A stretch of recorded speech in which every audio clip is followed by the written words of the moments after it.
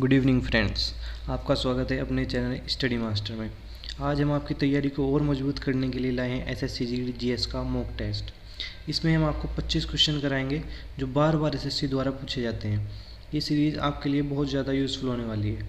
तो आइए अपनी क्लास को शुरू करते हैं। और आज का पहला क्वेश्चन है, अपनी प्रसार की नीतियों के कारण भारत का नेपोलियन कहलाने वाला राजा था। आपको बताना है कि भारत का नेपोलियन किसे कहा जाता है। तो 4 ऑप्शन है हमारे पास, स्कंदगुप्त, चंद्रगुप्त, ब्रह्मगुप्त और समुद्रगुप्त। तो आपको सही आंसर बताना है। तो इसका जो सही आंसर होगा ऑप्शन नंबर डी, यानी कि समुद्रगुप्त। समुद्रगुप्त को भारत का नेपोलियन कहा जाता है। और कविराज की उपाधि किसको दी गई है? तो कविराज की उपाधि भी समुद्रगुप्त को ही दी गई है। तो दो चीज़ें हमें समुद्रगुप्त के बारे में याद रखनी है कि भारत का नेपोलियन किसे कहा जाता है, तो समुद्रगुप्त को। और कविराज की उपाधि किसे दी गई है? तो कविराज की उपाधि भी समुद्रगुप्त को ही दी गई है। आइए चलते हैं अपने अगले क्वेश्चन पे। क्वेश्चन नंबर 2, तालीकोटा का प्रसिद्ध युद्ध लड़ा गया था। तो देखिए, ये बहुत इंपॉर्टेंट क्वेश्चन है। तालीकोटा का युद्ध किस किस के बीच में लड़ा गया था? तो तालीकोटा का युद्ध दक्षिण भारत के राजघराने और विजयनगर साम्राज्य के बीच लड़ा गया, जिसमें विजयनगर साम्राज्य की हार हुई थी। तो बताना है कि तालीकोटा का युद्ध कब लड़ा गया। 4 ऑप्शन है हमारे पास, 1565 ईस्वी में, 1575 ईस्वी में, 1585 ईस्वी में और 1570 ईस्वी में। तो हमारा सही आंसर जो होगा ऑप्शन नंबर ए, यानी 1565 ईस्वी में लड़ा गया था। ठीक है, चलते हैं अपने नेक्स्ट क्वेश्चन पे। Question number 3। क्वेश्चन नंबर 3 क्या कहता है, किस वर्ष भारतीय राष्ट्रीय कांग्रेस उदारवादी और उग्रवादी में विभाजित हो गई? तो देखिए, जो भारतीय राष्ट्रीय कांग्रेस थी वो सूरत अधिवेशन के बाद 2 गुटों में बंट गई, एक उदारवादी नेता और एक उग्रवादी नेता। तो आपको बताना है कि जिस सूरत अधिवेशन में कांग्रेस का विभाजन हुआ वो कब हुआ था। तो 4 ऑप्शन है हमारे पास, 1907, 1908, 1909 और 1910। तो इसका जो सही आंसर है वो होगा ऑप्शन नंबर ए, यानी कि 1907। 1907 के सूरत अधिवेशन में कांग्रेस का विभाजन हो गया था, एक तरफ उदारवादी नेता और एक तरफ उग्रवादी नेता। तो यहाँ पर याद रखना है। चलिए चलते हैं अपने अगले क्वेश्चन पे। नेक्स्ट क्वेश्चन है क्वेश्चन नंबर 4, संविधान सभा ने राष्ट्रीय गान कब अपनाया? तो देखिए, 4 ऑप्शन है हमारे पास, 24 मई 1949, 24 नवंबर 1949, 24 जनवरी 1950 और 24 जून 1950। तो आपको बताना है कि संविधान सभा ने राष्ट्रीय गान कब अपनाया था। तो इसका जो सही आंसर होगा वो होगा 24 जनवरी 1950, ऑप्शन नंबर सी। 24 जनवरी 1950 को संविधान सभा ने राष्ट्रीय गान को अपनाया था। और अगर बात की जाए कि राष्ट्रीय गान पहली बार कब गाया गया था, तो राष्ट्रीय गान पहली बार 1911 कोलकाता अधिवेशन में गाया गया था, जिसे रविंद्रनाथ टैगोर ने लिखा है। नेक्स्ट क्वेश्चन है क्वेश्चन नंबर 5, सिक्किम को राज्य का दर्जा किस वर्ष दिया गया? तो 4 ऑप्शन है हमारे पास, 1973, 1974, 1975 और 1976। तो देखिए, 36वें संविधान संशोधन के द्वारा सिक्किम को पूर्ण राज्य का दर्जा दिया गया था। तो आपको बताना है कि वो किस वर्ष दिया गया था। तो option A 1973, option B 1974, option C 1975 और ऑप्शन डी 1976। तो जो राइट आंसर है वो होगा 1975, option number C. Next question है क्वेश्चन नंबर 6, शिक्षा का अधिकार अधिनियम कब लागू किया गया? तो देखिए, जो शिक्षा का अधिकार अधिनियम है वो राइट टू एजुकेशन एक्ट 2009 के द्वारा लाया गया था। और इसको कब लागू किया गया? तो देखते हैं। ऑप्शन नंबर ए 15 मार्च 2010, 1 अप्रैल 2010, 17 जुलाई 2010 और 10 अक्टूबर 2010। तो जो शिक्षा का अधिकार अधिनियम है वो 1 अप्रैल 2010, यानी ऑप्शन बी राइट होगा। देखते हैं अपना नेक्स्ट क्वेश्चन। क्वेश्चन नंबर 7, निम्नलिखित वायुमंडल में अधिकतम मात्रा में कौन सी गैस पाई जाती है? तो 4 गैस हमें बताना है कि वायुमंडल में सर्वाधिक कौन सी गैस पाई जाती है। तो हाइड्रोजन, कार्बन डाइऑक्साइड, ऑक्सीजन या नाइट्रोजन। तो देखिए, हमारा राइट ऑप्शन होगा ऑप्शन नंबर डी, नाइट्रोजन, जो 78% पाई जाती है। नेक्स्ट क्वेश्चन, क्वेश्चन नंबर 8, निम्न में से कौन सी विश्व की लंबी नदी है? तो विश्व की सबसे लंबी नदी बतानी है। Option number A Amazon, Yangtze Kiang, नील या मिसिसिपी नदी। तो देखते हैं कौन सी विश्व की सबसे लंबी नदी है। तो इसका जो राइट ऑप्शन होगा ऑप्शन नंबर सी। आप सभी को पता होगा, नील नदी विश्व की सबसे लंबी नदी है। और ये कहाँ से निकलती है? तो ये विक्टोरिया झील अफ्रीका महाद्वीप में बहती है। विक्टोरिया झील से निकलती है और भूमध्य सागर में गिरती है।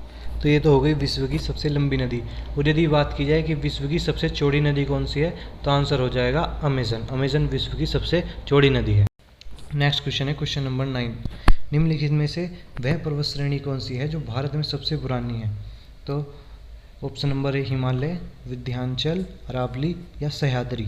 तो देखिए जो ऑप्शन नंबर सी जो अरावली पर्वत श्रृंखला है वो भारत की सबसे पुरानी पर्वत श्रृंखला है। और अरावली पर्वत श्रृंखला की सबसे ऊंची चोटी की बात की जाए तो वो है गुरु शिखर चोटी, जिसकी ऊंचाई 1732 मीटर और ये माउंट आबू पहाड़ी पर स्थित है। ये तो हो गया हमारा सबसे पुराना पर्वत अरावली। और यदि बात की जाए कि भारत का सबसे नवीनतम पर्वत कौन सा है, तो वो हो जाएगा हिमालय। हिमालय भारत का सबसे नवीनतम पर्वत है। नेक्स्ट क्वेश्चन है क्वेश्चन नंबर 10। नर्मदा नदी किस स्थान से उत्पन्न होती है? तो बताना है कि नर्मदा नदी कहाँ से निकलती है। Option number A Amarkantak, B Himalaya, C Brahmagiri और डी बारालाचा पास से। तो देखिए इसका जो राइट ऑप्शन होगा वो होगा ऑप्शन नंबर ए अमरकंटक से। और एक नदी और है जो अमरकंटक से निकलती है, उस नदी का नाम है सोन। सोन नदी जो गंगा नदी की सहायक नदी है, तो आपको ध्यान रखना है। देखते हैं नेक्स्ट क्वेश्चन। Question number 11। सरकार किसे बढ़ावा देने के लिए मुद्रा का अवमूल्यन करती है? तो आपको बताना है कि मुद्रा का अवमूल्यन सरकार किस चीज़ को बढ़ावा देने के लिए करती है। बात की जाए अवमूल्यन की, तो अवमूल्यन का मतलब होता है कि अपनी मुद्रा की वैल्यू कम करना। तो सरकार ऐसा क्यों करती है? ऑप्शन नंबर ए राष्ट्रीय आय बढ़ाने के लिए, अंतर्राष्ट्रीय साख बढ़ाने के लिए, निर्यात बढ़ाने के लिए या बचत बढ़ाने के लिए। तो इसका राइट ऑप्शन होगा ऑप्शन नंबर सी, निर्यात बढ़ाने के लिए। तो देखते हैं अपना next question. Question number 12। SEBI का पूर्ण रूप है भारतीय बचत एवं विनिमय बैंक, भारतीय प्रतिभूमि एवं विनिमय बैंक, भारत में आवश्यक व्यापार का सर्वेक्षण, भारतीय प्रतिभूमि एवं विनिमय बोर्ड। तो जो राइट ऑप्शन है वो होगा ऑप्शन नंबर डी, भारतीय प्रतिभूमि एवं विनिमय बोर्ड। और यदि इंग्लिश में बात की जाए तो सेबी की फुल फॉर्म होगी security and exchange board of India. तो आपको दोनों में याद रखनी है, इंग्लिश में भी और हिंदी में भी। नेक्स्ट क्वेश्चन है क्वेश्चन नंबर 13। हमारे शरीर की सबसे बड़ी ग्रंथि कौन सी है? तो पेशी, न्यूरॉन, यकृत या इनमें से कोई नहीं। तो जिसका राइट ऑप्शन होगा वो होगा ऑप्शन नंबर सी, यकृत हमारे शरीर की सबसे बड़ी ग्रंथि है। और ये क्या काम करती है? तो विशेष प्रकार के पदार्थों को निकालती है। नेक्स्ट क्वेश्चन है question number 14। Question number 14। Leukaemia या रक्त कैंसर में किसकी असामान्य वृद्धि होती है? लाल रक्त कणिकाओं यानी रेड ब्लड सेल, श्वेत रक्त कणिकाओं की, वाइट ब्लड सेल, रक्त प्लेटलेट्स या रक्त प्लाज्मा की। तो राइट ऑप्शन होगा ऑप्शन नंबर बी, श्वेत रक्त कणिकाओं यानी वाइट ब्लड सेल की वृद्धि के कारण जो होता है रक्त कैंसर, जिसका दूसरा नाम है ल्यूकेमिया। रक्त कैंसर का दूसरा नाम है ल्यूकेमिया, तो ध्यान रखिए। नेक्स्ट क्वेश्चन देखते हैं क्वेश्चन नंबर 15। प्रकाश तरंगे हैं, प्रकाश तरंगे किस प्रकार की तरंगे हैं? वैद्युत तरंगे, चुंबकीय तरंगे, विद्युत चुंबकीय तरंगे या स्थिर वैद्युत तरंगे। तो देखिए जो प्रकाश तरंगे हैं वो वैक्यूम में भी ट्रेवल कर सकती हैं। और प्रकाश की सबसे तेज़ गति कहाँ होती है? वो वैक्यूम में होती है, 3 × 10⁸ मीटर पर सेकेंड। तो एक विद्युत चुंबकीय तरंगे ही ऐसी हैं जो वैक्यूम में ट्रेवल कर सकती हैं। तो प्रकाश तरंगे एक विद्युत चुंबकीय तरंग है। नेक्स्ट क्वेश्चन है क्वेश्चन नंबर 16। विद्युत मोटर ऊर्जा को यांत्रिक में रूपांतरित कर देता है, यानी विद्युत मोटर किस ऊर्जा को यांत्रिक ऊर्जा में रूपांतरित करता है? तो आप सभी को पता होगा कि विद्युत मोटर विद्युत ऊर्जा को यांत्रिक ऊर्जा में रूपांतरित कर देता है। नेक्स्ट क्वेश्चन है क्वेश्चन नंबर 17। परमाणु संरचना के मूलभूत कण हैं। तो परमाणु संरचना के मूलभूत कण बताने हैं proton, electron, meson, proton, electron, photon, photon, electron, neutron, proton, electron, deuteron. तो आप सभी को पता होगा कि परमाणु संरचना में प्रोटॉन, इलेक्ट्रॉन, न्यूट्रॉन पाए जाते हैं, यानी ऑप्शन सी करेक्ट होगा। नेक्स्ट क्वेश्चन है क्वेश्चन नंबर 18। हाइड्रोजन का परमाणु क्रमांक है। तो ये बहुत ही आसान क्वेश्चन है, आप सभी को पता होगा कि हाइड्रोजन का परमाणु क्रमांक 1 होता है, 1H होता है ना, तो वही 1 हाइड्रोजन का परमाणु क्रमांक होता है। तो ऑप्शन नंबर डी करेक्ट होगा। देखते हैं अपना अगला क्वेश्चन। Question number 19। निम्नलिखित में से क्या सुमेलित नहीं है? तो एक तरफ लोक नृत्य दिए हैं और एक तरफ राज्य दिए हैं। तो आपको बताना है कि कौन सा गलत सुमेलित है। तो करगम केरल, गरबा गुजरात, नौटंकी उत्तर प्रदेश, जटान पश्चिम बंगाल। तो देखिए दूसरा, तीसरा और चौथा बिल्कुल सही है, लेकिन करगम कहाँ का है? करगम तमिलनाडु का है, ना कि केरल का। तो ऑप्शन नंबर ए सही होगा, ऑप्शन नंबर पहला। अगला क्वेश्चन है क्वेश्चन नंबर 20। विश्व मानवाधिकार दिवस कब मनाया जाता है? तो देखिए बहुत आसान क्वेश्चन है और बहुत इंपॉर्टेंट क्वेश्चन है कि विश्व मानवाधिकार दिवस कब मनाया जाता है। आप सभी को पता होगा कि विश्व मानवाधिकार दिवस 10 दिसंबर को मनाया जाता है, यानी ऑप्शन नंबर ए करेक्ट होगा। नेक्स्ट क्वेश्चन है क्वेश्चन नंबर 21।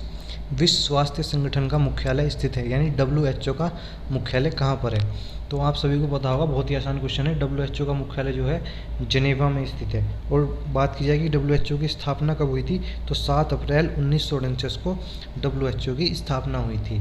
और एक बात और ध्यान रखनी है, WTO का मुख्यालय भी जेनेवा में ही है। देखते हैं अपना अगला क्वेश्चन, क्वेश्चन नंबर 22। ज्ञानपीठ पुरस्कार किस क्षेत्र में प्रदान किया जाता है? तो ये बहुत इंपॉर्टेंट क्वेश्चन है और बार बार SSC द्वारा पूछा गया है। तो ज्ञानपीठ पुरस्कार जो है आप सभी को पता होगा कि साहित्य के क्षेत्र में दिया जाता है, तो ऑप्शन नंबर ए करेक्ट होगा। अब देखते हैं अपना अगला क्वेश्चन, क्वेश्चन नंबर 23। प्रधानमंत्री द्वारा शुरू की गई योजना गरीबी रेखा से नीचे रहने वाले घरों को LPG सिलेंडर की सुविधा उपलब्ध कराना है, यानी किस योजना के द्वारा जो गरीबों को LPG सिलेंडर सरकार दे रही थी, तो वो थी प्रधानमंत्री उज्ज्वला योजना, यानी ऑप्शन नंबर बी करेक्ट हो जाएगा। देखते हैं अगला क्वेश्चन, क्वेश्चन नंबर 24। हाल ही में समाचारों में देखा गया थ्वाइट्स ग्लेशियर कहाँ स्थित है? जो हाल ही में चर्चा में रहा थ्वाइट्स ग्लेशियर वो किस जगह पर स्थित है? तो आप सभी को पता होगा जो थ्वाइट्स ग्लेशियर है वो अंटार्कटिका में स्थित है और वर्तमान में काफ़ी चर्चा में रहा है। तो ऐसी चीज़ें एग्जाम में ज़्यादातर पूछी जाती हैं जो चर्चा में रहती हैं, तो आपको याद रखना है अंटार्कटिका। अब चलते हैं अपने अगले क्वेश्चन, क्वेश्चन नंबर 25 पर। केंद्रीय रिजर्व पुलिस बल के नए महानिदेशक के रूप में किसे नियुक्त किया गया है? केंद्रीय रिजर्व पुलिस बल यानी CRPF, फुल फॉर्म भी आपको याद रखनी है, सेंट्रल रिजर्व पुलिस फोर्स। तो इसके जो नए महानिदेशक हैं वो किसको बनाया गया है? तो इसका ऑप्शन नंबर डी यानी कुलदीप सिंह को CRPF के नए महानिदेशक बनाया गया है। तो आज की वीडियो हमारी इतनी ही। बताइए आपको ये क्वेश्चन कैसे लगे और अपना स्कोर कमेंट कीजिए कि आप कितना स्कोर इसमें कर पा रहे हैं, और ऐसे ही क्वेश्चन आपको एग्ज़ाम में देखने को मिलेंगे। अगर ये वीडियो अच्छी लगी हो तो लाइक, सब्सक्राइब और कमेंट करना ना भूलें और अपने फ्रेंड के साथ भी शेयर करें। तो बने रहिए हमारे साथ ऐसी ही वीडियो के लिए। तब तक के लिए नमस्कार और जय हिंद।